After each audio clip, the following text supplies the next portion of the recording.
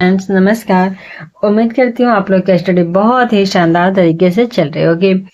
तो इस वीडियो में घटना चक्र का राष्ट्रपति जो चैप्टर है उसको हम लोग कंप्लीट करेंगे।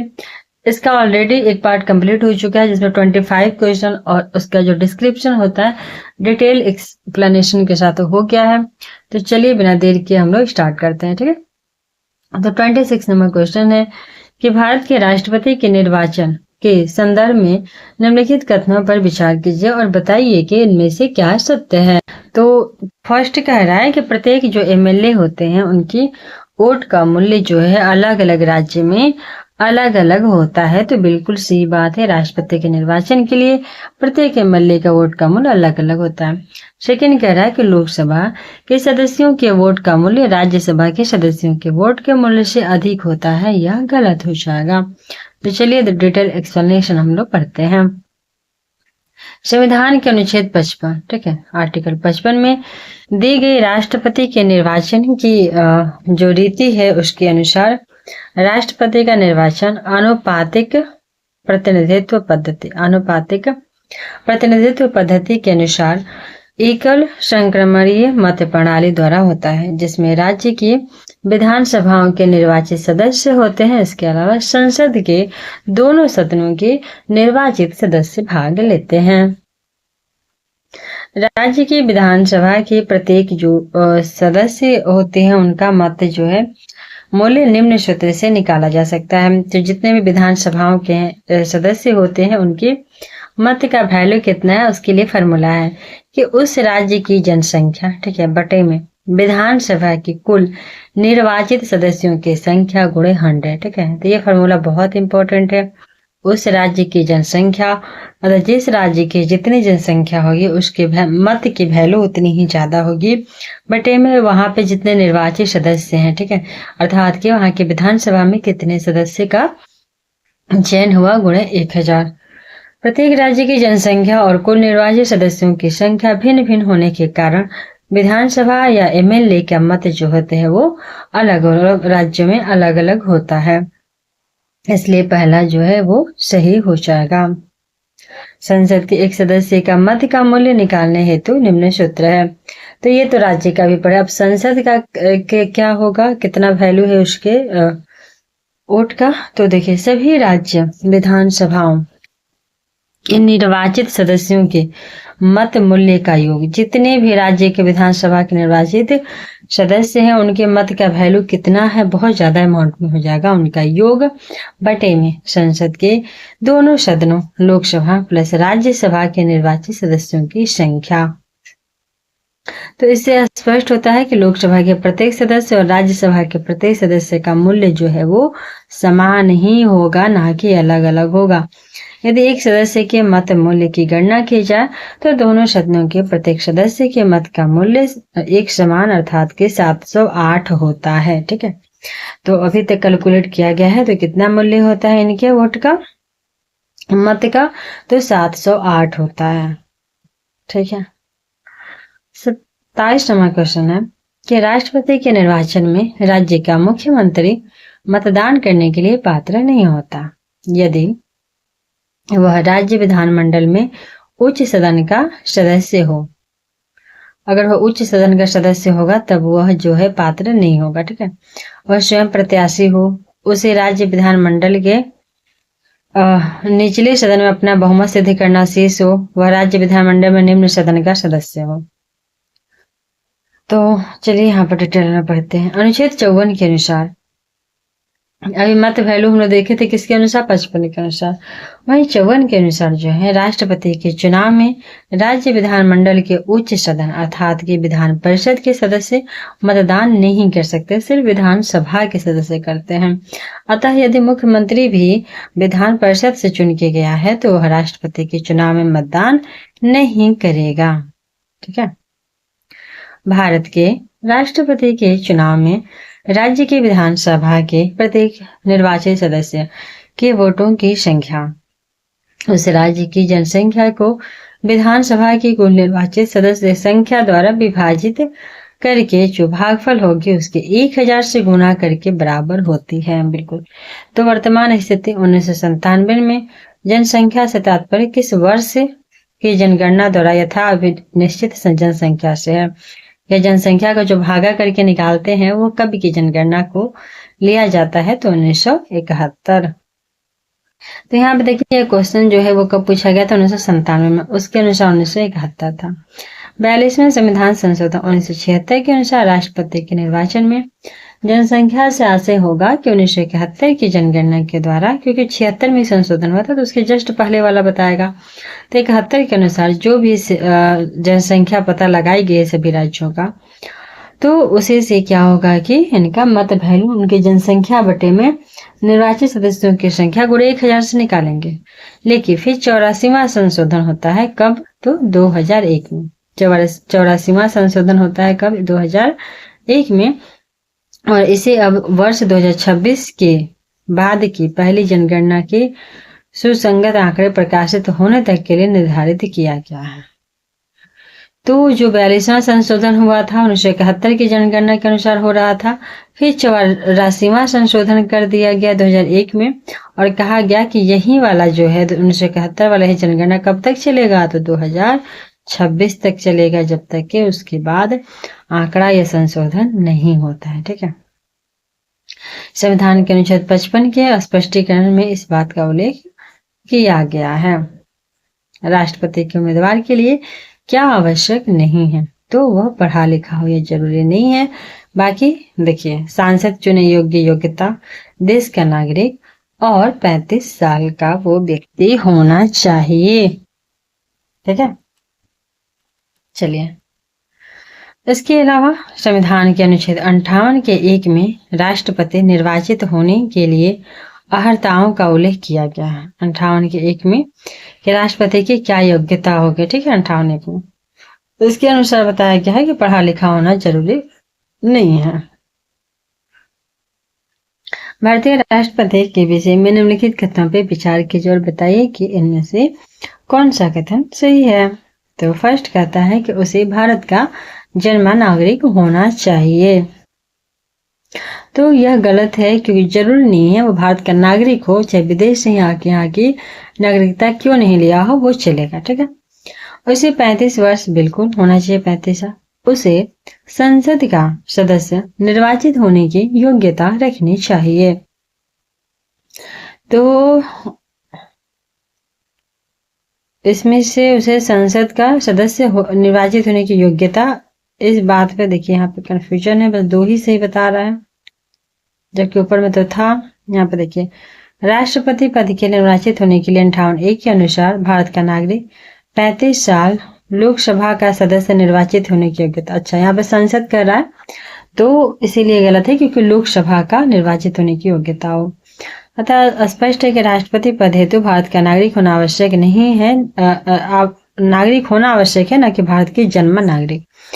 और इस प्रकार से संसद, राज्यसभा, लोकसभा का सदस्य नहीं बल्कि लोकसभा का सदस्य होने की योग्यता उसको होनी चाहिए। 31 क्वेश्चन है, एक सांसद या विधानसभा के सदस्य राष्ट्रपति निर्वाचित हो सकता है, परंतु निर्वाचित होने के तुरंत उपरांत अपनी सदस्यता जो है उसको छोड़नी पड़ेगी। ठीक है, सदस्यता छोड़नी पड़ेगी निर्वाचित होने के बाद।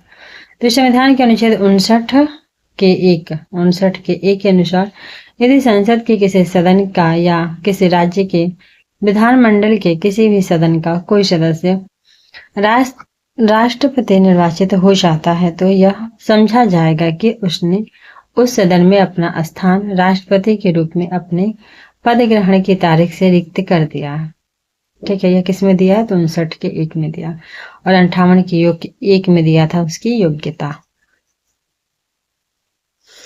भारतीय संविधान का कौन सा अनुच्छेद राष्ट्रपति के पद के लिए पुनः निर्वाचन की योग्यता निर्धारित करता है? ठीक है, पुनः निर्वाचन की योग्यता, तो यह हो जाएगा अनुच्छेद 57। भारतीय संविधान का अनुच्छेद 57 जो है वो राष्ट्रपति के पद के लिए पुनः निर्वाचन के लिए पात्रता निर्धारित करता है। इस अनुच्छेद के अनुसार कोई व्यक्ति जो राष्ट्रपति के रूप में पद धारण करता है या कर चुका है, इस संविधान के अन्य उपबंधों के अधीन रहते हुए उस पद के लिए पुनः निर्वाचन का वो पात्र होगा, 57 के अनुसार, ठीक है, दोबारा बन पाएगा 57 के अनुसार। अगर भारत के राष्ट्रपति के चुनाव में कोई विवाद है तो उस विवाद को सौंपा जा सकता है, किसको? तो भारत के सर्वोच्च न्यायालय को, भारत के सर्वोच्च न्यायालय को। अगर भारत के राष्ट्रपति के चुनाव में कोई विवाद है तो उस विवाद को अनुच्छेद 71(1) के अनुसार 71(1) के अनुसार भारत के सर्वोच्च न्यायालय को सौंपा जाएगा, ठीक है। तो ये तो सबको पता है कि सर्वोच्च न्यायालय को सौंपा जाएगा, लेकिन 71(1) के अनुसार, ठीक है, 71(1). राष्ट्रपति 5 वर्ष तक अपने पद पर रहता है, तो अपने पद ग्रहण करने के दिन से। अनुच्छेद 56 के 1 के अनुसार राष्ट्रपति अपने पद ग्रहण के दिन से 5 वर्ष की अवधि तक पद पे रहेगा, 56(1) के अनुसार, ठीक है, 56(1) के अनुसार। अब पुनः निर्वाचन 57 में है और अभी जस्ट हम लोग पढ़े 71(1) के अनुसार है कि क्या था कि विवाद होगा तो सुप्रीम कोर्ट के पास जाएगा। भारत के राष्ट्रपति अपना त्याग पत्र किसको संबोधित करके देते हैं? तो उपराष्ट्रपति को, ठीक है, उपराष्ट्रपति को।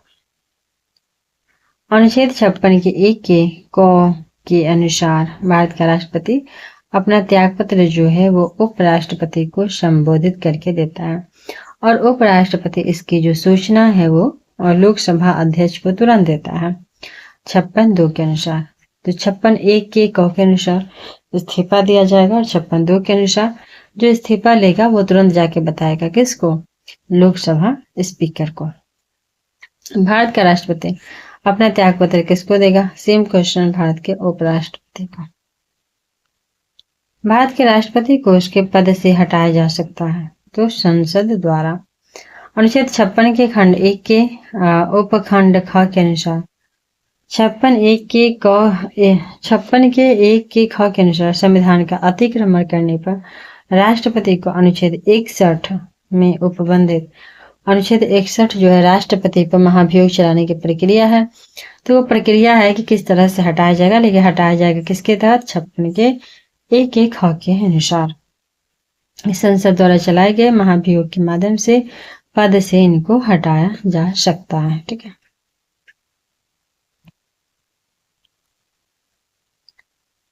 नेक्स्ट, भारतीय संविधान के किस अनुच्छेद के तहत राष्ट्रपति पर महाभियोग चलाया जा सकता है? तो 61 के तहत। भारत के राष्ट्रपति को महाभियोग द्वारा हटाने की प्रक्रिया जो है निम्नलिखित में से किस अनुच्छेद में वर्णित है? तो अनुच्छेद 61 में। भारत के राष्ट्रपति को कार्य अवधि की समाप्ति से पूर्व भी पद से हटाया जा सकता है तो महाभियोग द्वारा, ठीक है। और उनका पहले भी हटेंगे महाभियोग वही 61 के अनुसार। राष्ट्रपति पे महाभियोग का आरोप संसद के किस सदन द्वारा लगाया जा सकता है? तो किसी भी सदन द्वारा शुरू होगा, लेकिन दोनों सदन में पास होना चाहिए। तो 61 के अनुसार अनुच्छेद 61 के 1 के अनुसार राष्ट्रपति पे महाभियोग का आरोप संसद कोई सदन लगाएगा 1 के अनुसार। वहीं 3 के अनुसार दूसरा सदन जो है उस आरोप का अन्वेषण करेगा या कराएगा और ऐसे अन्वेषण में राष्ट्रपति को स्वयं उपस्थित होने का तथा अपना प्रतिनिधित्व करने का अधिकार होगा 61 के 3 के अनुसार। भारतीय संविधान के निम्नलिखित अनुच्छेदों में से कौन सा भारतीय राष्ट्रपति के महाभियोग से संबंधित है? तो अनुच्छेद 61। निम्न में से भारत के राष्ट्रपति पर महाभियोग लगाने का अधिकार किसे है? तो संसद के दोनों सदनों को। और निम्नलिखित में से भारत के राष्ट्रपति पे महाभियोग लगाने का किसे है? तो इसका राइट आंसर हो जाएगा संसद के दोनों सदनों का, ठीक है, संसद के दोनों सदनों का। संविधान के उल्लंघन के आधार पर राष्ट्रपति के विरुद्ध किसके द्वारा महाभियोग लगाया जा सकता है? तो संसद के दोनों सदनों द्वारा। भारत के राष्ट्रपति पर महाभियोग चलाने के लिए कम से कम कितने दिन पूर्व की सूचना आवश्यक है? तो इसका राइट आंसर हो जाएगा 14 दिन का, ठीक है, 14 दिन का। तो भारत के राष्ट्रपति पर महाभियोग संविधान के अतिक्रमण के आधार पर चलाया जा सकता है जब संसद का कोई सदन इस प्रकार का आरोप लगाए तो उस स्थिति में क्या होती है, संविधान के अनुच्छेद 61 के 2 के अनुसार ऐसा कोई आरोप तब तक नहीं लगाया जाएगा जब तक कि ऐसा आरोप लगाने की प्रस्तावना किसी ऐसे संकल्प में अंतर्विष्ट नहीं है, अर्थात कि कम से कम 14 दिन की लिखित सूचना दिए जाने के बाद प्रस्तावित किया जाएगा। इस प्रकार 14 दिन की अग्रिम सूचना के साथ ही संकल्प पर सदन की कुल सदस्य संख्या के कम से कम 1/4, ठीक है, 1/4 सदस्यों के हस्ताक्षर होने चाहिए और उस सदन के कुल सदस्य संख्या के कम से कम 2/3 बहुमत द्वारा संकल्प पारित होना चाहिए। तो कहने का अर्थ यह है कि अगर महाभियोग का प्रस्ताव लोकसभा या राज्यसभा कहीं भी जाता है तो कम से कम 1/4 लोग साइन करेंगे, 2/3 के बहुमत से पास होगा। किस आर्टिकल में? तो 61 के 2 के अनुसार। और 61 में महाभियोग है ही, और 56 के ख में है कि ये इस आधार पे राष्ट्रपति पे महाभियोग लगाया जाए। निम्नलिखित में से कौन सा भारत के राष्ट्रपति के निर्वाचक गण का तो भाग है परंतु उसके महाभियोग अधिकरण का भाग नहीं है? तो इसका हो जाएगा राज्यों की विधानसभाएं, ठीक है। राष्ट्रपति के निर्वाचन में ये भाग लेते हैं लेकिन महाभियोग में भाग नहीं लेते हैं। अनुच्छेद 61 के अनुसार राष्ट्रपति पे महाभियोग एक अर्ध न्यायिक प्रक्रिया है जो संसद में चलाई जाती है। इसमें राज्यों की विधानसभाएं जो है वो भाग नहीं लेती हैं, जबकि अनुच्छेद 54 के ख के अनुसार राज्यों के विधानसभाओं के निर्वाचित सदस्य जो है वो राष्ट्रपति के निर्वाचक गण का भाग है, ठीक है। तो वही है कि 54 के ख के अनुसार कहा गया है कि ये नहीं भाग। 360 बोले तो 54 के ख के अनुसार है कि राष्ट्रपति के निर्वाचन में जो है वो विधानसभाएं भाग नहीं लेंगे। ध्यातव्य है कि राज्यों की विधान परिषदें राष्ट्रपति के निर्वाचक गण का भाग नहीं है, ठीक है। विधान परिषदें निर्वाचक गण का भाग नहीं है, वो तो है ही नहीं, तो उसका तो कोई लेना देना ही नहीं है। लेकिन विधानसभा तो है पर वो महाभियोग में नहीं है, ठीक है। चलिए आगे। भारत के राष्ट्रपति की महाभियोग की प्रक्रिया है कैसी? तो अर्धन्यायिक, ठीक है, अर्धन्यायिक है।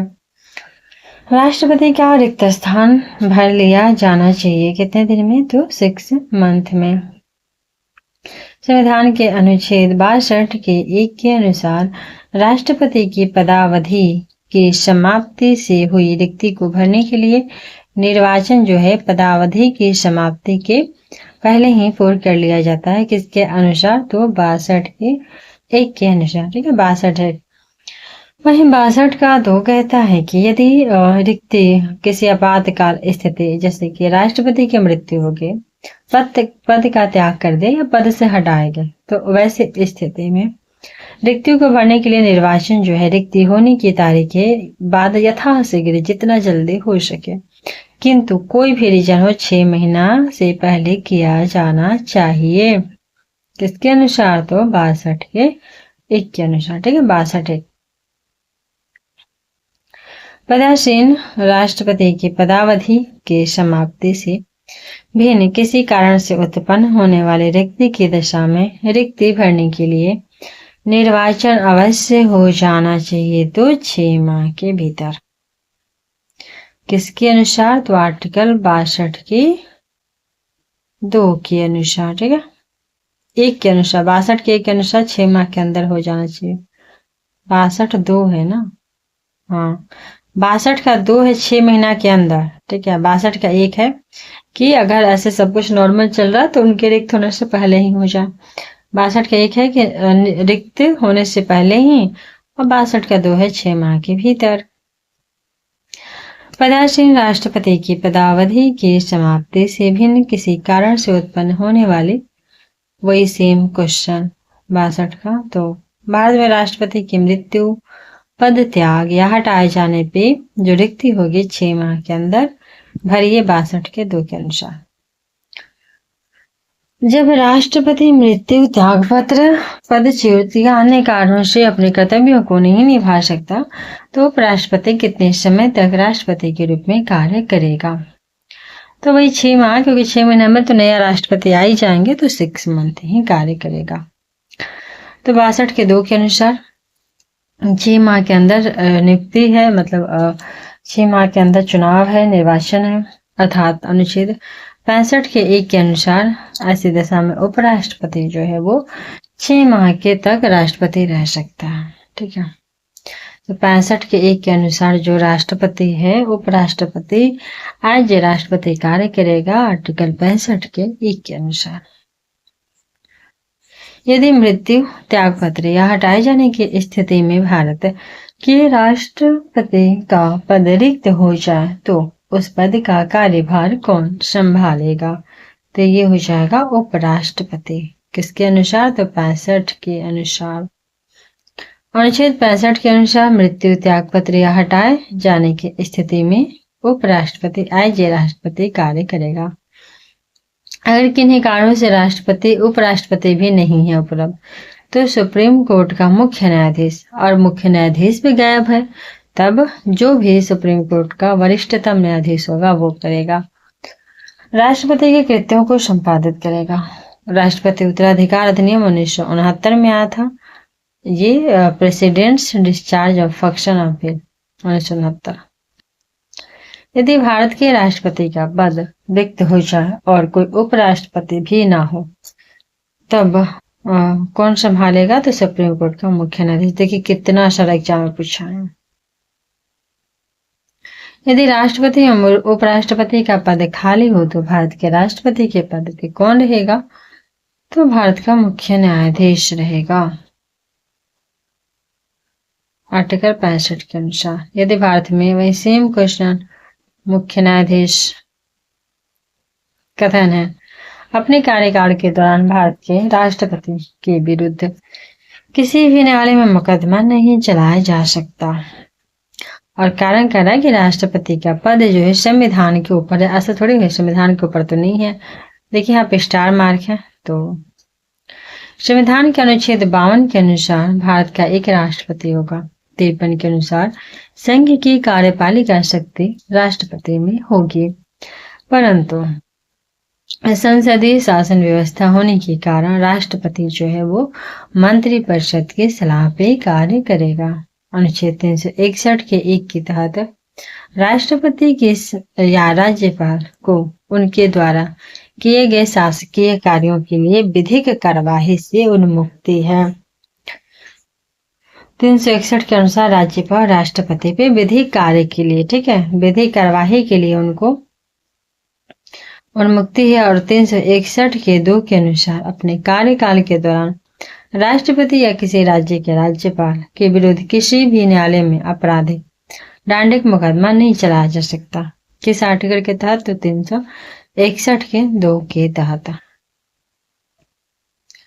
लेकिन अनुच्छेद 361 के 4 के तहत यह प्रावधान है कि उनके द्वारा व्यक्तिगत हैसियत से किए गए कार्य के संबंध में उनके विरुद्ध अनुतोष का दावा करने वाला दीवानी सिविल मुकदमा तत्संबंधित विस्तृत लिखित सूचना उन्हें या उनके कार्यालय में देने के 2 माह बाद चलाया जा सकता है। तो अगर कोई वित्तीय मैटर हो, वैसे तो नहीं चलाया जा सकता, लेकिन 361 के 2 के अनुसार। लेकिन 4 में ये भी कहा गया कि अगर कोई मतलब है वो अपना पद का दुरुपयोग किए, कोई दीवानी मुकदमा उनके बाद है, तो उनको लिखित पूरा सूचना दिया जाएगा 2 महीना के तक। 2 महीना से पहले ही दिया जाएगा। 2 महीना होने के बाद भी अगर वो यथा स्थिति बनी रहती है, उस केस में उनपे जो है वो चलाया जाएगा। ठीक है, इसलिए जो है प्रश्नगत कथन सही नहीं है। और साथ ही राष्ट्रपति का पद संविधान के ऊपर नहीं होता है, इसलिए कारण भी गलत है। और कथन भी कह रहा है यहाँ पे कि अपने कार्यकाल के दौरान भारत के राष्ट्रपति के विरुद्ध किसी भी न्यायालय मुकदमा नहीं चलाया जा सकता, यह गलत दे रहा है, इसलिए कि लिखित सूचना 2 महीना देने के 2 महीना से पहले उनका चलाया जा सकता है। ठीक है, देने पर। भारतीय संविधान के निम्नलिखित में से किस एक संशोधन द्वारा राष्ट्रपति को कोई भी मामला मंत्रिपरिषद द्वारा पुनर्विचार किए जाने के लिए वापस भेजने का अधिकार दिया गया है? तो 44वां। ठीक है, 44वां संशोधन 1978 द्वारा अनुच्छेद 74 के 1 में एक परंतु जोड़ा गया।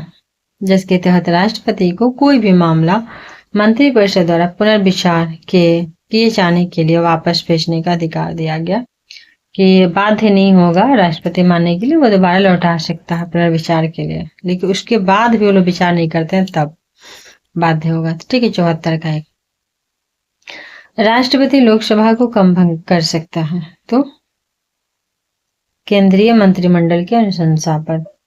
राष्ट्रपति जो है लोकसभा को भंग करेगा केंद्रीय मंत्रिमंडल की अनुशंसा पर। अनुच्छेद 85 के 2 के ख के अनुसार राष्ट्रपति लोकसभा भंग कर सकता है। ठीक, 85 के 2 के ख के अनुसार, 85 2 ख के अनुसार लोकसभा भंग कर सकता है, किंतु राष्ट्रपति की यह शक्ति अनुच्छेद 14 के 1 के अधीन है, अर्थात कि इस मैटर को वापस लौटा सकता है पुनर्विचार के लिए। ठीक है, और लोकसभा भंग हो सकता है 85 2 के ख के तहत, अर्थात वह ऐसा केंद्रीय मंत्रिपरिषद की अनुशंसा या सलाह पे कर सकता है। उल्लेखनीय है कि मंत्रिमंडल में कैबिनेट स्तर के मंत्री होते हैं, जबकि मंत्री परिषद में सभी कैबिनेट राज्य और उप मंत्री शामिल होते हैं। तो मंत्रिमंडल में बस कैबिनेट स्तर के मंत्री होंगे, और मंत्री परिषद में जो है वो सभी टाइप के मंत्री होते हैं। तीनों टाइप के कैबिनेट भी होते हैं, राज्य भी होते हैं और उप मंत्री भी होते हैं। हालांकि मंत्री परिषद द्वारा लोकसभा में बहुमत खो देने पर उसके द्वारा दी गई लोकसभा को समय पूर्व भंग करने की सलाह राष्ट्रपति पर बाध्यकारी नहीं होता है। ठीक है, और बहुमत खो भी देता है मंत्रिपरिषद तो भी उसको भंग किया जाए, यह राष्ट्रपति पे बाध्यकारी नहीं हो, वो चाहे तो कर सकता है, नहीं तथा नहीं भी कर सकता, तथा इस संदर्भ में राष्ट्रपति अपने विवेकाधिकार का प्रयोग भी कर सकता है। ठीक है, तो यह है कि अगर मंत्रिपरिषद सलाह देगा तो 85 के 2 के ख के तहत लोकसभा भंग हो जाएगा, और 74 के 1 के तहत जो है यह जस्ट हम लोग पढ़े थे यहाँ पे है कि राष्ट्रपति जो है पुनर्विचार के लिए लौटा सकता है। यह बात उनको अधिकार दिया गया था, राष्ट्रपति को 74 का 1 वाला अधिकार मिला था 44वां संशोधन के द्वारा। भारत के राष्ट्रपति किसकी अनुशंसा पे लोकसभा को भंग कर सकता है? तो मंत्री परिषद। ठीक है, भारत के राष्ट्रपति मंत्री परिषद की अनुशंसा पे लोकसभा भंग कर सकते हैं। लोकसभा और राज्यसभा की संयुक्त बैठक किसके द्वारा आहूत की जाती है? तो ये हो जाएगा राष्ट्रपति। लोकसभा राज्यसभा की संयुक्त बैठक राष्ट्रपति आहूत करता है। संविधान के अनुच्छेद 108 के तहत किसी विधेयक पर दोनों सदनों के मध्य गतिरोध की स्थिति में लोकसभा और राज्यसभा की संयुक्त बैठक राष्ट्रपति द्वारा आहूत की जाती है।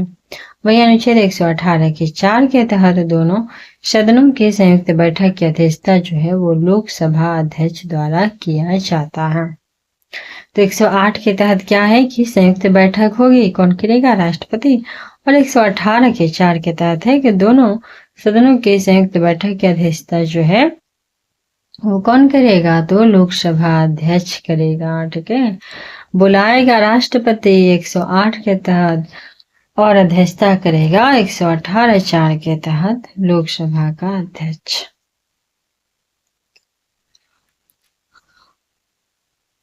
अनुच्छेद 108 के अंतर्गत लोकसभा और राज्यसभा की संयुक्त बैठक आहूत की जाती है। किसके द्वारा? तो राष्ट्रपति। भारतीय संसद का संयुक्त अधिवेशन कौन बुला सकता है? राष्ट्रपति। और अध्यक्षता कौन करेगा 118 के तहत? तो लोकसभा स्पीकर। निम्नलिखित में से कौन सा अभिव्यक्ति भारत के संविधान के अनुच्छेद 108 के अंतर्गत दोनों सदनों की संयुक्त बैठक आहूत करने की सूचना के संबंध में उचित है? तो राष्ट्रपति का आशय। राष्ट्रपति का आशय। राष्ट्रपति का आशय इंटेंशन जो है वो भारत के संविधान के अनुच्छेद 108 के अंतर्गत संसद के दोनों सदनों की संयुक्त बैठक आहूत करने की सूचना के संबंध में है। 108 के अनुसार राष्ट्रपति जो है वो किसी विधेयक पे कुछ दशाओं में दोनों सदनों को बुला सकता है। राष्ट्रपति विधेयक पे विचार विमर्श करने और मत देने के प्रयोजन के लिए सदनों को संयुक्त बैठक में आहूत करने की अपने अपने आशय की सूचना, यदि वे बैठक में हैं तो संदेश द्वारा, यदि वे बैठक में नहीं है तो लोक अधिसूचना द्वारा देगा। ठीक है, तो राष्ट्रपति अपना संदेश दे सकते हैं, डायरेक्ट है तो, नहीं है भी है तो अपना अधिसूचना द्वारा दे पाएंगे। मत अपना, मत नहीं मतलब अपनी जो भी राय है।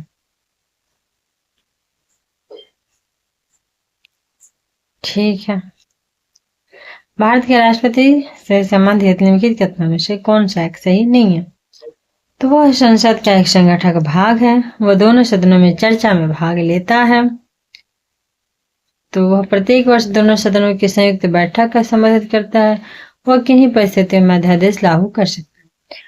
तो इसका राइट आंसर हो जाएगा वह चर्चा का भाग, दोनों सदनों का जब चर्चा होता है, जस्ट डिस्कशन पढ़े थे उसमें भाग लेता है। भारतीय संविधान के आर्टिकल 79 के अनुसार भारत का राष्ट्रपति संसद का एक संगठक भाग है। ठीक है, तो 79 में भारत का एक संसद होगा, इसका उल्लेख है, और इसी में कहा गया कि भारत जो है, भारत का राष्ट्रपति जो है संसद का एक भाग होगा।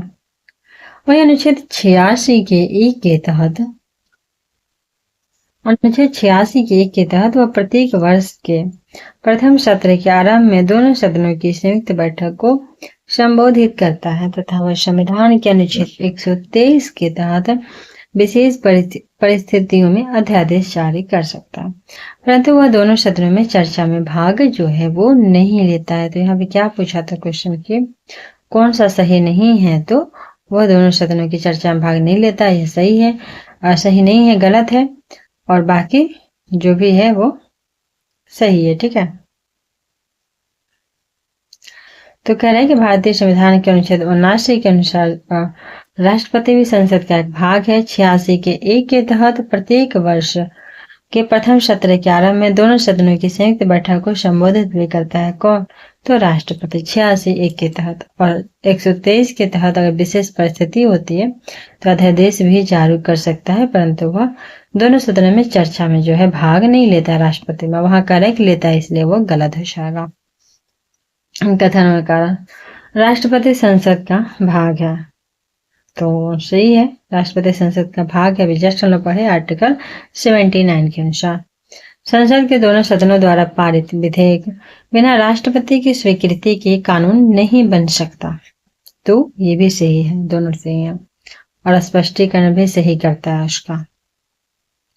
तो संविधान के अनुच्छेद 79 के अनुसार संसद राष्ट्रपति और दोनों सदनों राज्यसभा लोकसभा से मिलकर बनेंगे। ठीक है, तो 79 के अनुसार होता है कि भारत की जो संसद होती है उसमें राष्ट्रपति होते हैं, लोकसभा और राज्यसभा होती है।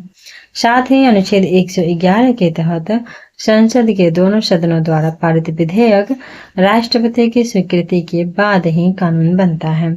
इस प्रकार कथन एवं कारण दोनों सही हैं। एक विधेयक जो संसद में प्रस्तुत किया जाता है कौन सी क्रिया के बाद अधिनियम बन जाता है? तो यह हो जाएगा जब राष्ट्रपति अपनी सहमति दे देता है। ठीक है, तो जब राष्ट्रपति अपनी सहमति देता है। संविधान के अनुच्छेद जो है 111 में विधेयकों पर राष्ट्रपति की अनुमति से संबंधित उपबंध है। एक विधेयक जो संसद में प्रस्तुत किया जाता है वह अधिनियम तभी बन पाता है जब राष्ट्रपति उस पर हस्ताक्षर करके अपनी सहमति दे देता है। भारत के राष्ट्रपति ने जिस एकमात्र मामले में अपने वीटो की शक्ति का प्रयोग किया वह था कौन सा? तो भारतीय डाकघर संशोधन विधेयक। भारतीय डाकघर संशोधन विधेयक था कि भारत के राष्ट्रपति ने एकमात्र मामला अपने वीटो की शक्ति का प्रयोग किया तो डाकघर संशोधन विधेयक में बस किया था। पेप्सू विनियोग विधेयक के मामले 1954 में राजेंद्र प्रसाद ने अत्यांतिक एब्सोल्यूट वीटो अर्थात अस्पष्टता सहमति रोक लेना का प्रयोग किया था, जबकि 1986 में राष्ट्रपति ज्ञानी जैल सिंह ने भारतीय डाकघर संशोधन विधेयक पे पॉकेट वीटो अर्थात संसद द्वारा पारित विधेयक को अनिश्चित काल के लिए लंबित रखना इसका प्रयोग किए थे। तो 1986 में ज्ञानी जैल सिंह ने पॉकेट वीटो लगाए थे और फिर राजेंद्र प्रसाद ने एब्सोल्यूट वीटो अत्यंतिक वीटो लगाए थे पेप्सू विनियोग विधेयक के मैटर पर। पेप्सू विनियोग, ठीक है। अत्यंतिक वीटो जो है मंत्री परिषद की इच्छाधीन होती है, अर्थात राजेंद्र प्रसाद जो है मंत्री परिषद की इच्छा के अनुसार ही लगाया था तांत्रिक वीटो, अतः पॉकेट वीटो ही स्वेच्छा से किया गया माना जाएगा, ना कि अतांत्रिक वीटो, क्योंकि उसमें तो मंत्रिपरिषद शामिल ही था। लेकिन ज्ञानी जल से जो किए पॉकेट वीटो लगाए वो मंत्रिपरिषद के अगेंस्ट लगाए, ठीक है, 1986 में। निम्नलिखित में से किस राष्ट्रपति ने एक शक्ति का प्रयोग किया था जिसे संवैधानिक शब्दावली में जीबी निषेधाधिकार कहते हैं, ठीक है, जेबी वीटो? तो ज्ञानी जल से। 1986 में भारत के राष्ट्रपति ज्ञानी जल से ने भारतीय डाकघर संशोधन विधेयक के संबंध जेबी निषेधाधिकार का प्रयोग किया। उल्लेखनीय है कि जब राष्ट्रपति दोनों सदनों द्वारा पारित बिल को अपने पास असीमित समय सीमा के लिए लंबित रखता है, अर्थात वह इस पर सहमति देने या सहमति रोकने की न तो घोषणा करता है और न ही इसे पुनर्विचार के लिए लौटाता है, क्योंकि पुनर्विचार के लिए लौटाए तो वो लोग पुनर्विचार करें या ना करें, क्योंकि वो तो खुद पारित किए हुए हैं, वापस दे देंगे, फिर राष्ट्रपति बाध्य हो जाएगा साइन करने के लिए, और नहीं भी करेगा तो वो कानून बन जाएगा। तो इसे असंवैधानिक शब्दावली में जेबी निषेधाधिकार पॉकेट वीटो कहा जाता है। भारतीय संविधान के अनुच्छेद के अंतर्गत राष्ट्रपति संसद के दोनों सदनों द्वारा पारित किसी बिल पर अपनी स्वीकृति रोक सकता है। तो आर्टिकल 111 के तहत यह प्रावधान है कि राष्ट्रपति संसद के दोनों सदनों द्वारा पारित विधेयक पर स्वीकृति प्रदान करेगा या रोक देगा, या विधेयक अगर धन विधेयक को छोड़ करके तो अगर कोई भी विधेयक है तो उसको पुनर्विचार हेतु तो सदन को लौटा भी सकेगा। सब पावर 111 में है। जब कोई विधेयक संसद के दोनों सदनों द्वारा पारित कर दिया गया है तो किसको उस विधेयक पर अनुमति रोकने का अधिकार है? तो राष्ट्रपति। कौन सी राष्ट्रपति के स्वयं स्वविवेकी शक्तियां हैं? यहाँ पे निम्नलिखित में से किस विषय पर राष्ट्रपति के लिए मंत्रिपरिषद से सलाह लेना आवश्यक नहीं है? ठीक है, तो विधेयकों पर स्वीकृति के लिए सलाह। बाकी सब पद के राजदूतों की नियुक्ति हो, राज्यपाल द्वारा प्रेषित विधेयकों पर स्वीकृति, या लोकसभा को भंग करना, या संविधान संशोधन विधेयक, सभी पे स्वीकृति चाहिए। राष्ट्रपति के लिए विधेयकों पर स्वीकृति प्रदान करने हेतु मंत्रिपरिषद से सलाह लेना आवश्यक नहीं है। संविधान के अनुच्छेद 111 में वर्णन किया गया है कि जब कोई साधारण विधेयक संसद के सदनों द्वारा पारित करने के बाद राष्ट्रपति के समक्ष प्रस्तुत किया जाएगा तो राष्ट्रपति घोषित करेगा कि वह उस विधेयक को स्वीकृति देता है या स्वीकृति जो है रोक लेता है। हालांकि संदर्भ में कोई समय सीमा निर्धारित नहीं है, या राष्ट्रपति उस विधेयक को सदनों के पुनर्विचार हेतु लौटा भी सकेगा। यदि विधेयक सदनों द्वारा संशोधन सहित या उसके बिना फिर से पारित कर दिया जाता है तो राष्ट्रपति के समक्ष अनुमति हेतु प्रस्तुत किया जाता है और राष्ट्रपति उस पर अनुमति नहीं रोकेगा। ठीक है, राष्ट्रपति उस पर अनुमति नहीं रोकेगा। यदि जो विधेयक है वो संशोधन सहित या फिर उसके बिना फिर से पारित कर दिया जाता है और राष्ट्रपति के समक्ष अनुमति हेतु प्रस्तुत किया जाता है तो राष्ट्रपति उस पर अनुमति जो है वो नहीं रोकेगा। ठीक है, यह 111 में दिया गया है। संविधान के अनुसार इनमें से राष्ट्रपति की विधायी शक्ति कौन सी है? ठीक है, कौन सी है? तो अध्यादेश जारी करना। राष्ट्रपति की विधायी शक्ति अध्यादेश जारी करना। बाकी देखिए, संसद का सत्राहूत करना, सत्रावसान करना या फिर संसद की बैठक स्थगित करना, ये सारा उनका नहीं है। देखिए, हाँ, विकल्प सी का संबंध जो है राष्ट्रपति से कह रहा है वहां पे संसद की बैठक अध्यादेश जारी करना। ठीक है, विधायी शक्ति है। और सी में कह रहा था कि संसद की बैठक जो है स्थगित करना, तो राष्ट्रपति से नहीं है। राज्यसभा और लोकसभा की बैठकों के स्थगन एडजॉर्नमेंट का अधिकार क्रमशः सभापति और उपसभापति। तो अगर कोई स्थगित करेगा तो वो सभापति करेंगे, स्पीकर करेंगे, डिप्टी स्पीकर करेंगे।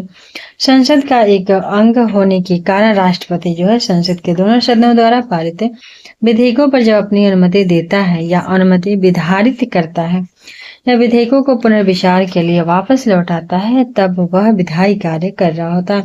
परंतु व्यवहारिक दृष्टि से संसद के सदनों से संबंधित कतिपय कार्य जैसे कि संसद के सदनों का सत्राहूत करना, सदनों का छत्रावसान करना, लोकसभा को भंग करना और राज्यसभा में 12 सदस्यों को नाम देना, ये सारे विधायी प्रकृति का मान लिया गया है। देखिए सारा का सारा क्या है, व्यवहारिक दृष्टि से, ठीक है, व्यवहारिक दृष्टि से इसको भी विधायी प्रकृति का मान लिया जाता है, लेकिन यह संवैधानिक नहीं है। विधायी प्रकृति के अनेक कार्यों में अध्यादेश द्वारा विधायन का कार्य जो है वो सर्वाधिक महत्व है।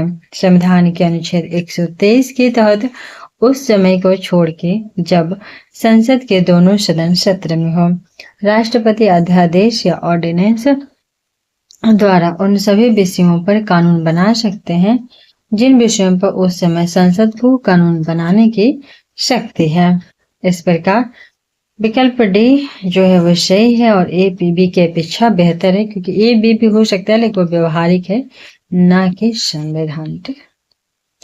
निम्नलिखित में से कौन से राष्ट्रपति की स्वविवेकी की शक्तियां हैं, ठीक है, तो कौन से शक्तियां सही हैं। पहला कह रहे हैं कि बहुमत दल के नेता को प्रधानमंत्री नियुक्त करना, तो यह जो है राष्ट्रपति का स्वविवेकी शक्ति नहीं है, गलत है। संसद का अधिवेशन बुलाना, ये भी है, राष्ट्रपति ही करता है, लेकिन यह स्वविवेकी शक्ति नहीं है। किसी विधेयक को आपत्तियों सहित संसद के पास वापस भेजना, यह स्वविवेकी है, क्योंकि स्वविवेकी मतलब कुछ मैटर जब फंसता है राष्ट्रपति अपना विवेक लगाए। यहाँ पे देखिए अगर वापस भेज रहा है तो उसमें आपत्ति सहित भेज रहा है, ये उनका स्वविवेकी है। इसके अलावा मंत्रिपरिषद के सदस्यों की नियुक्ति, यह भी ऐसे डेली रूटीन है, ये स्वविवेकी नहीं है। राज्यपाल द्वारा भेजे गए विधेयक पर स्वीकृति, यह भी डेली रूटीन है। किसी विधेयक को रोक के रखना, यह स्वविवेकी है। किसी विषय से संबंधित जानकारी के लिए प्रधानमंत्री से कहना, यह भी स्वविवेकी है, उसका मन करे तो कह भी सकता है, नहीं भी। किसी परामर्श पर मंत्रिपरिषद से पुनर्विचार हेतु कहना, ये भी स्वविवेकी शक्ति है। जिसका राइट आंसर ये हो जाएगा, ठीक है। संविधान के अनुच्छेद 111 के अंतर्गत राष्ट्रपति को कतिपय निषेधाधिकार या वीटो शक्तियां प्राप्त हैं, ठीक है, राष्ट्रपति को वीटो शक्तियां प्राप्त हैं जिनका उपयोग वह मंत्रिपरिषद की सलाह से मुक्त होकर कर सकता है। किसी विधेयक को आपत्तियों सहित संसद में पुनर्विचार हेतु वापस भेजना, निलंबन निषेधाधिकार और किसी विधेयक को अघोषित रूप से रोक कर रखना, ये भी निषेधाधिकार कहलाता है। तो निषेधाधिकार अगर वो आपत्ति सहित संसद में वापस भेज रहे हैं तो निलंबन निषेधाधिकार, अगर वो रोक कर रख रहे हैं बिना बताए कुछ भी नहीं कि हम रख रहे हैं या कुछ भी चुपके से, तो ये भी निषेधाधिकार राष्ट्रपति के स्वविवेक की शक्ति है। इसके अलावा आर्टिकल 78 के तहत किसी विषय से संबंधित जानकारी के लिए प्रधानमंत्री से कहना और पूछना। वहीं अनुच्छेद 74 के 1 के परंतु के अंतर्गत किसी परामर्श को मंत्रिपरिषद को पुनर्विचार के लिए वापस भेजना, ये सारा स्वविवेकी के अंतर्गत आता है। तो दो को इनका 111 के तहत निषेधाधिकार, निलंबन निषेधाधिकार और जेबी निषेधाधिकार।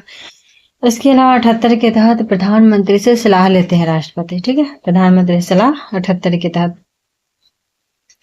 जानकारी के लिए, तो 78 के तहत भी स्वविवेकी है। और 74 का एक जो है, 74 वैसे भी मंत्रिपरिषद से संबंधित है, 74 का एक में है कि वापस से जो है पुनर्विचार के लिए भेजेंगे कौन, राष्ट्रपति।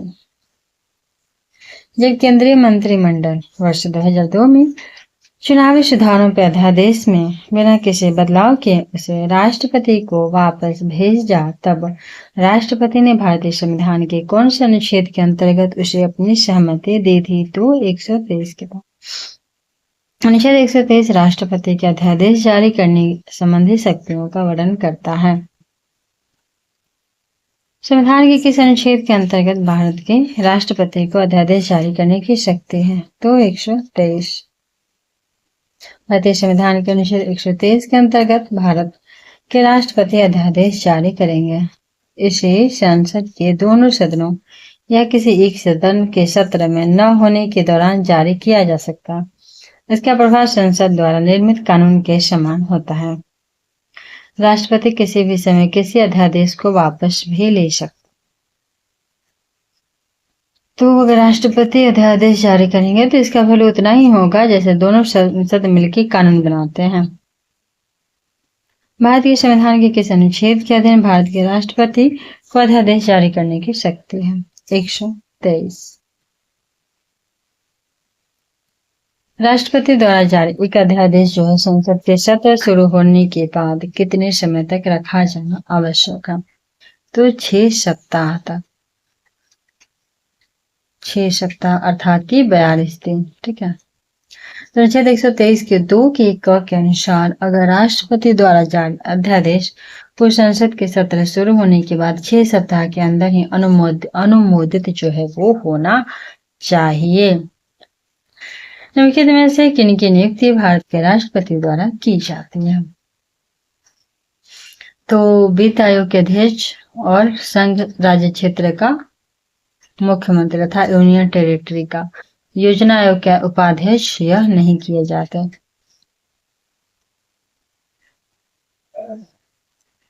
अनुच्छेद 280 के 1 के अनुसार वित्त आयोग के अध्यक्ष की नियुक्ति राष्ट्रपति करेंगे। 239 की क की 5 के तहत यूनियन टेरिटरी के मुख्यमंत्री का भी नियुक्ति राष्ट्रपति, क्योंकि वहां राज्यपाल तो होता नहीं है, जबकि अन्य मंत्रियों की नियुक्ति जो है राष्ट्रपति मुख्यमंत्री की सलाह पे करेगा। ठीक है। अन्य मंत्रियों की नियुक्ति भी राष्ट्रपति ही करेंगे, किसकी सलाह पे? मुख्यमंत्री की। तथा मंत्री जो है वो राष्ट्रपति के प्रसाद पर्यंत पद धारण करते हैं। योजना आयोग नीति आयोग है, इसकी उपाध्यक्ष का नियुक्ति जो है वो प्रधानमंत्री द्वारा की जाती है। लेकिन में से राष्ट्रपति किसकी नियुक्ति करते हैं? तो देखिए यहाँ पे महान्यायवादी, राज्यपाल, कैग। 76 के अनुसार महान्यायवादी, 148 के अनुसार नियंत्रक महालेखा परीक्षक, 155 के अनुसार राज्यों के राज्यपाल। निम्न में से भारत का राष्ट्रपति किसकी नियुक्ति नहीं करता? तो उपराष्ट्रपति। राष्ट्रपति उपराष्ट्रपति की नियुक्ति नहीं करता है। अनुच्छेद 66 के अनुसार उपराष्ट्रपति का निर्वाचन संसद के दोनों सदनों के सदस्यों से मिलकर बनने वाले निर्वाचक गण के सदस्यों द्वारा किया जाता है। यहाँ पे था कि नियुक्ति उपराष्ट्रपति का नहीं करेगा। ठीक है। संविधान और साधारण परिस्थितियों में राष्ट्रपति को राज्यपाल के कृत्यों के निर्वहन हेतु उपबंध कर सकता है। किस आर्टिकल के तहत? तो 160 के तहत। संविधान के आर्टिकल 160 के तहत राष्ट्रपति जो आकस्मिक या असाधारण परिस्थितियों में राज्यपाल के कृत्यों के निर्वहन हेतु उपबंध कर सकता है। तो राष्ट्रपति राज्यपाल का जगह पे काम कर सकता है 160 के तहत। 160। भारतीय संविधान भारत के राष्ट्रपति को अधिकार नहीं देता क्या करने के लिए? तो राज्यों के मुख्यमंत्री का नियुक्ति करने के लिए। बाकी प्रधानमंत्री की नियुक्ति करेंगे। रक्षा बल के सर्वोच्च कमांडर होने का और देश के किसी भी भाग में आपातकाल स्थिति लागू करने का अधिकार है। 164 के अनुसार राज्यों के मुख्यमंत्री की नियुक्ति का अधिकार राज्यों के राज्यपालों को है। लेकिन यूनियन टेरिटरी का 239 की क के अनुसार जो है वो राष्ट्रपति ही करेंगे, लेकिन राज्यों का काम करेगा राज्यपाल। 164 में भारतीय संविधान का कौन सा अनुच्छेद राष्ट्रपति को सुप्रीम कोर्ट से परामर्श करने की शक्ति देता है? तो 143। ठीक है, 143। भारतीय संविधान का अनुच्छेद 143 राष्ट्रपति को विधि या तथ्य के व्यापक महत्व के प्रश्न के संदर्भ में उच्चतम न्यायालय से परामर्श की शक्ति देता है। भारत के राष्ट्रपति की शक्तियों के बारे में कौन सा कथन सही नहीं है? तो ये है कि राष्ट्रपति को सर्वोच्च न्यायालय के परामर्श को स्वीकार करना चाहिए। भारत के राष्ट्रपति की शक्तियों के बारे में कौन सा एक सही नहीं है? ठीक है, तो राष्ट्रपति को सुप्रीम कोर्ट के परामर्श को स्वीकार करना चाहिए, यह सही नहीं है। ठीक है, आपातकालीन शक्तियां बिल्कुल राष्ट्रपति के पास हैं। राष्ट्रपति शासन को राज्यों में आगे बढ़ा सकते हैं। राष्ट्रपति सुप्रीम कोर्ट के परामर्श को स्वीकार या अस्वीकार भी कर सकते हैं, यह करेक्ट है, ना कि यहाँ पे स्वीकार करना चाहिए। कोई जबरदस्ती थोड़े है कि करना ही चाहिए। संविधान के अनुच्छेद 143 के तहत राष्ट्रपति को सुप्रीम कोर्ट से किसी भी विषय पर परामर्श प्राप्त करने की शक्ति, परंतु उस परामर्श को स्वीकार करने की बाध्यता नहीं है। ठीक है। संविधान के अनुसार निम्नलिखित में से क्या शब्द सह भारत के राष्ट्रपति की शक्ति नहीं है? तो संसद के सदनों को संदेश भेजना नहीं है, बाकी अध्यादेशों का प्रख्यापन, सुप्रीम कोर्ट से परामर्श करना और क्षमा दान करना। ठीक है, ये सारा का सारा है। तो संसद के सदनों को संदेश भेजना अनुच्छेद 86 के 2 के अंतर्गत राष्ट्रपति का अधिकार है, जबकि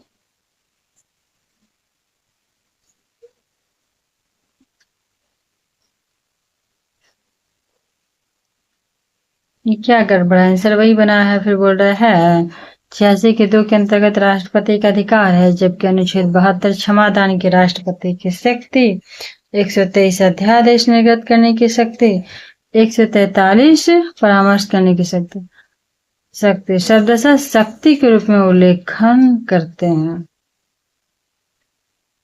अच्छा, तो यह उसकी शक्ति नहीं, अधिकार है। ओ, तो ये इसलिए सिर्फ गलत किया है कि यहाँ पे कह रहा है उसकी शक्ति नहीं है। तो संसद के सदनों को संदेश भेजना उसका शक्ति नहीं बल्कि अधिकार है कि वह संसद के सदनों को संदेश भेजेगा। 86 के 2 के तहत संसद के सदनों को संदेश भेजना 86 के 2 के अंतर्गत राष्ट्रपति का अधिकार है, ना कि उसकी शक्ति है। वहीं 72 के तहत सभी लोग जानते हैं क्षमा दान की शक्ति है, 123 अध्यादेश का, और 143 के तहत जो है सुप्रीम कोर्ट से परामर्श लेने का। तो ये बस यहाँ पे याद करने वाला पॉइंट ये है कि 86 के 2 के तहत राष्ट्रपति सदनों को संदेश देता है, सूचना देता है।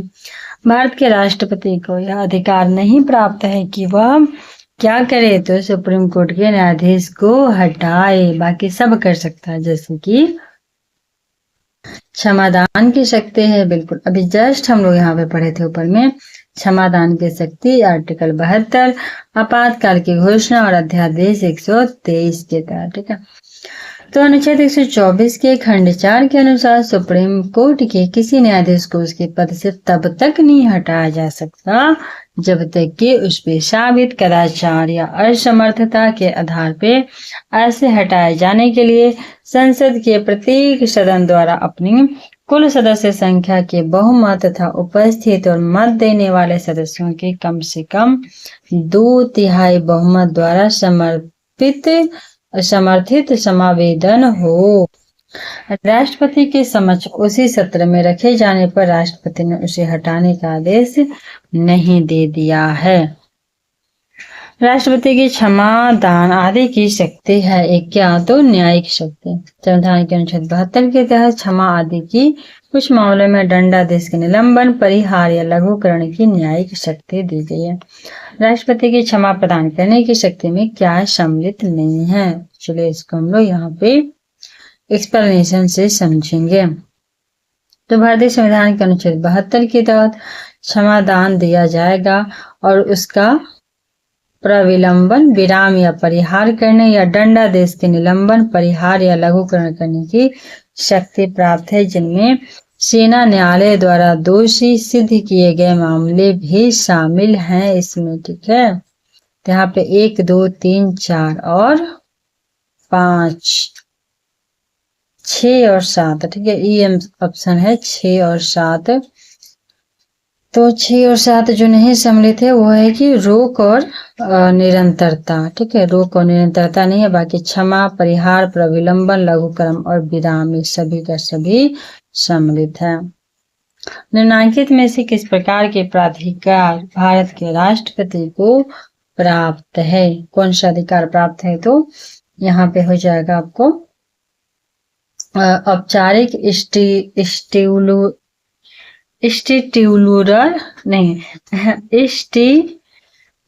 ठीक है, स्टीट्यूलर और विधिक। तो किस प्रकार के प्राधिकार भारत के राष्ट्रपति को है? तो स्टीट्यूलर और विधिक, औपचारिक और विधिक दोनों प्रकार के। इसके अलावा हो जाएगा संवैधानिक और नाम मात्र का। यहाँ पे वास्तविक लोकप्रिय तो है नहीं, राजनीतिक और नाम मात्र ये भी नहीं, तो हो जाएगा इसका 2 और 4। औपचारिक, विधिक, संवैधानिक और नाम मात्र। भारत के राष्ट्रपति को संविधान के तहत प्राप्त प्राधिकार औपचारिक है, विधिक है, संवैधानिक है और नाम मात्र 4 प्रकार का है। भारतीय संविधान के अनुसार भारत के राष्ट्रपति का यह कर्तव्य है कि वे किसको संसद के पटल पे रखवाए। तो फर्स्ट कह रहा है संघ वित्त आयोग की सिफारिश को, तो करेक्ट है। थर्ड कह रहा है नियंत्रक महालेखा परीक्षा के प्रतिवेदन को, ये भी सही है। और फोर्थ कह रहा है राष्ट्रीय अनुसूचित जाति एससी के आवेदन को। ये तीनों का तीनों जो है उसको भारत के राष्ट्रपति का कर्तव्य है कि इन तीनों को संसद के पटल पे रखवाया जाए। और सेकंड कह रहा है लोक लेखा समिति के प्रतिवेदन, ये गलत है, ठीक है। तो देखिए संघीय वित्तीय आयोग एवं राष्ट्रीय अनुसूचित जाति आयोग एससी की स्थापना नियंत्रक महालेखा की नियुक्ति राष्ट्रपति द्वारा की जाती है, जबकि लोक लेखा समिति की स्थापना लोकसभा और राज्यसभा के सदस्यों को मिला के की जाती है।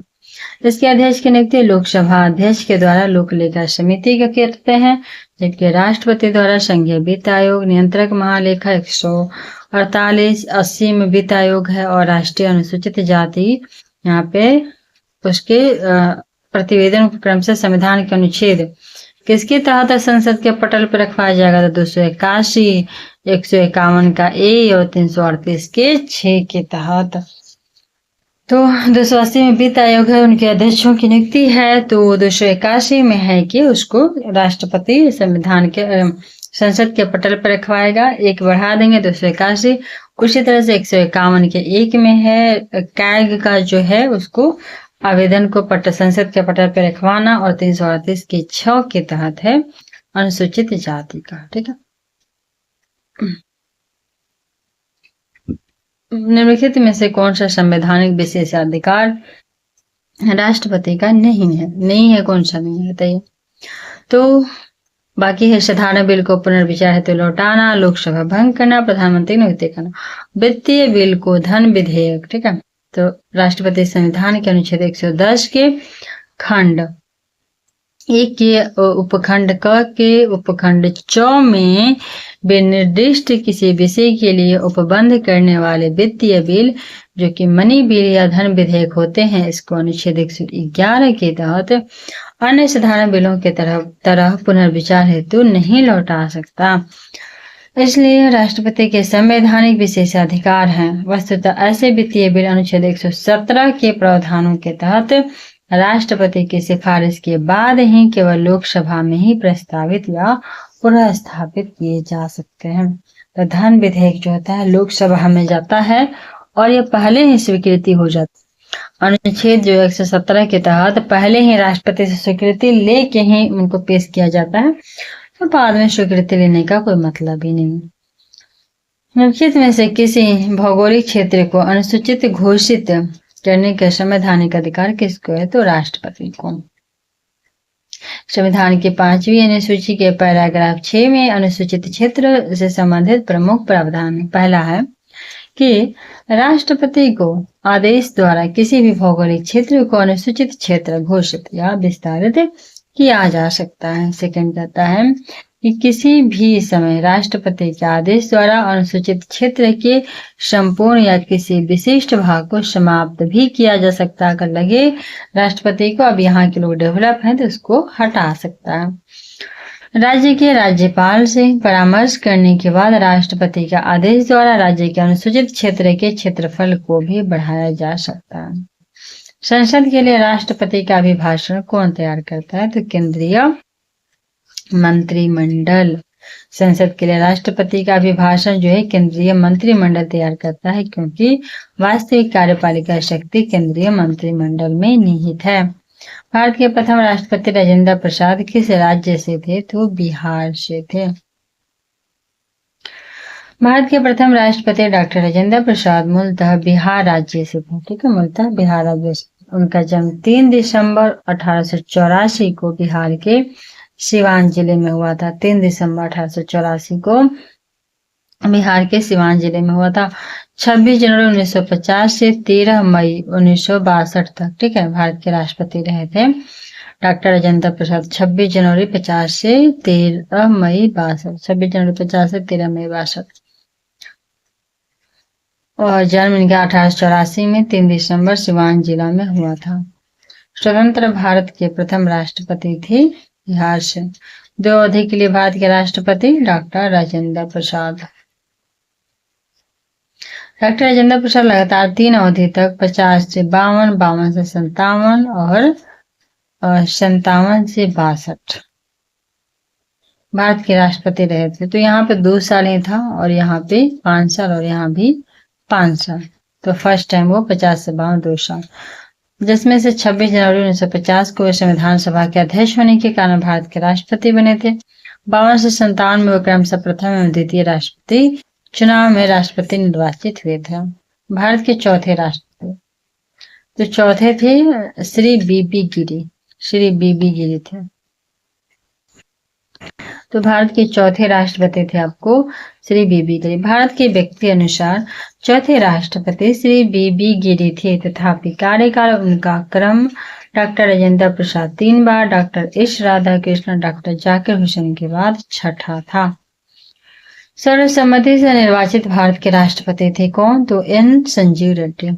एन संजीव रेड्डी अर्थात नीलम संजीव रेड्डी सर्वसम्मति से निर्विरोध जो है राष्ट्रपति बने थे और ये 77 से 82 थे। कब से कब? 77 से 82 थे। भारतीय राष्ट्रपति के सर्वसम्मति से चुने जाने का अभी तक एकमात्र उदाहरण है, तो सेम क्वेश्चन, नीलम संजीव रेड्डी। यहाँ पे मिलान करना है कि कौन लोग कब से कब तक थे, ठीक है। तो देखिए फखरुद्दीन अली अहमद थे आपको 74 से 77 थे। नीलम संजीव रेड्डी फखरुद्दीन अली अहमद के बाद आते हैं, यह 77 से 82 अभी जस्ट हम लोग देखे थे। वहीं डॉक्टर जाकिर हुसैन हो जाएंगे आपको 67 से 69, ठीक है, 67 से 69। और बीबी गिरी जो है वो हो जाएंगे 69 से 74। तो जाकिर हुसैन 67 से 69 और जाकिर हुसैन के बाद 69 से 74 बीबी गिरी आते हैं। और बीबी गिरी के बाद आपको आ जाते हैं 74 के बाद फखरुद्दीन अली अहमद और फखरुद्दीन अली अहमद के बाद नीलम संजीव रेड्डी। यहाँ पे फिर से हम लोग पढ़ लेते हैं।